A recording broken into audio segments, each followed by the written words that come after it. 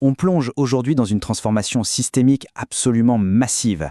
Avec la nouvelle administration au Sénégal, on ne parle pas juste de quelques petites réformes par-ci par-là, non. C'est une feuille de route radicale qui vient d'être lancée et ça s'appelle Sénégal 2050. L'idée, changer complètement la trajectoire du pays pour les décennies à venir. Des audits financiers chocs jusqu'à la quête d'une souveraineté totale, que ce soit numérique ou alimentaire, on va décrypter tout ça ensemble. Pour bien comprendre cette métamorphose, il faut regarder les 5 piliers qui la structurent. On va passer en revue le bilan économique, la fameuse renégociation des contrats stratégiques, les réformes sociales, ce qu'ils appellent le New Deal technologique, et on terminera par le cap sur la souveraineté alimentaire.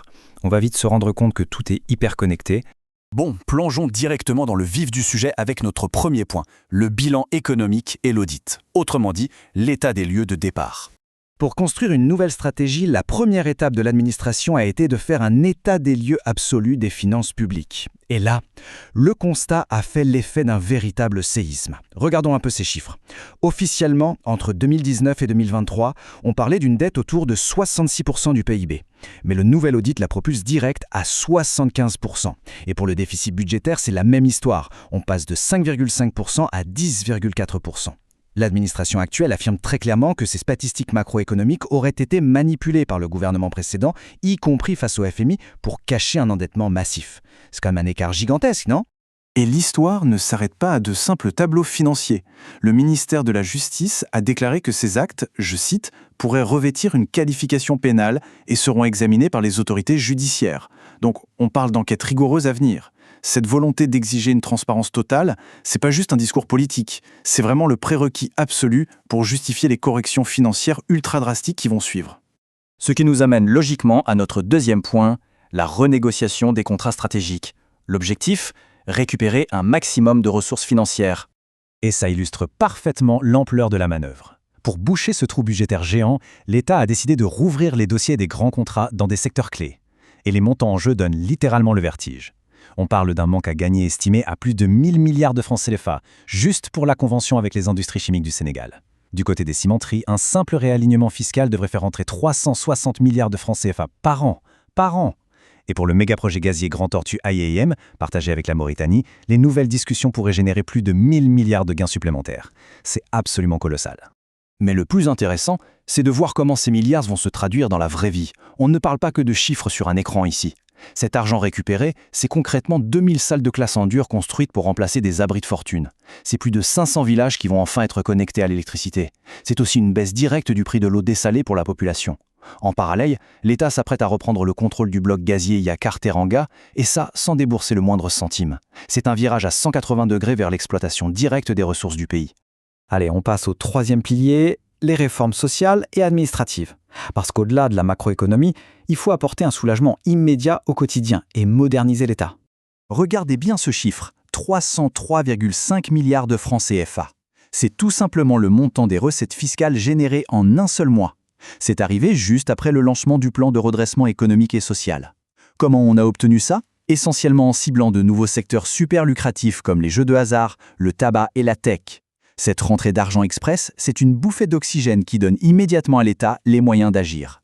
Et l'action immédiate, on la voit un peu partout. Pour lutter contre le coût de la vie, bim, un plafond strict a été mis sur le prix du riz brisé importé à Dakar à 300 francs le kilo. À côté de ça, 310 milliards sont injectés dans des projets de santé prioritaires avec l'hôpital de Tivaouane qui est presque terminé. Mais ce qui est fascinant, c'est le grand ménage dans la machine étatique elle-même.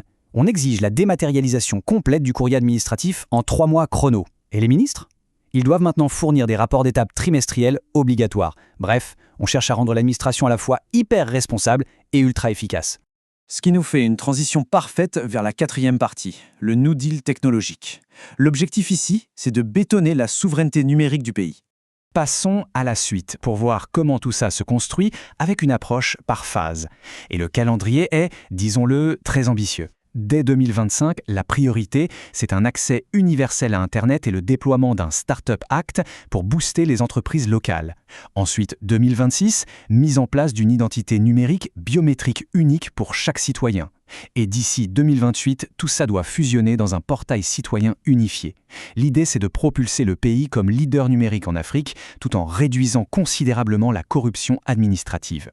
Mais il y a un enjeu encore plus grand derrière ce programme IA et Digital Factory. C'est en fait une vraie question de sécurité nationale. Le but, c'est pas simplement d'acheter de la technologie étrangère, non. C'est de former une véritable armée de talents sur place, des experts en cloud, en intelligence artificielle et en cybersécurité. Couper la dépendance technologique, c'est devenu une priorité absolue pour protéger les infrastructures du pays, tout en créant un écosystème d'innovation 100% local. On arrive maintenant à notre 5e et dernier pilier, le cap sur la souveraineté alimentaire, l'enjeu essentiel de se nourrir de manière autonome. Parce que l'indépendance d'une nation, ça passe inévitablement par sa capacité à se nourrir. Mais avant même de chercher à produire plus, il faut déjà arrêter l'hémorragie. Imaginez un peu, en moyenne, 35% de la production nationale pourrit chaque année après la récolte, purement et simplement par manque d'infrastructures. C'est un gâchis monumental qui paralyse complètement le développement agricole local. Il fallait une action forte et vite. Et la solution, c'est une opération logistique majeure, le déploiement d'urgence de 8 gigantesques pôles territoriaux de stockage. Ces centres sont pensés spécialement pour sauver les cultures très vulnérables, comme les oignons ou les pommes de terre. En permettant aux agriculteurs de conserver leurs récoltes en sécurité, on évite d'inonder les marchés d'un seul coup et on stabilise les prix sur toute l'année. C'est une vraie solution structurelle. Donc le point crucial, c'est de comprendre comment toutes ces pièces du puzzle s'assemblent. L'indépendance alimentaire demande de passer de la simple production à la transformation industrielle. Et pour ça, le gouvernement lâche 250 milliards de francs CFA de subventions. Mais attention, l'industrie a besoin d'énergie bon marché pour être compétitive. C'est là qu'intervient la nouvelle centrale de Gaïdan qui va tourner directement avec le gaz domestique du pays pour faire chuter les coûts de l'électricité. De l'énergie moins chère, ça permet d'avoir des usines agroalimentaires rentables, ce qui au final garantit la souveraineté alimentaire. C'est ce qu'on appelle une synergie totale. Le master plan est désormais sur la table. Assainir l'héritage financier, reprendre la main sur les contrats stratégiques, digitaliser l'État à la vitesse de l'éclair et viser une sécurité alimentaire totalement autonome. C'est une ambition tout simplement colossale qui va exiger une énergie folle sur la durée. Les fondations sont là, la route est tracée, mais on le sait tous, le vrai défi, ce sera l'exécution sur le terrain. Alors cette feuille de route radicale tiendra-t-elle ses promesses face à l'épreuve du temps? C'est la grande question des prochaines décennies. Merci d'avoir suivi ce décryptage avec nous et on se retrouve très vite pour analyser ensemble de nouvelles dynamiques tout aussi passionnantes.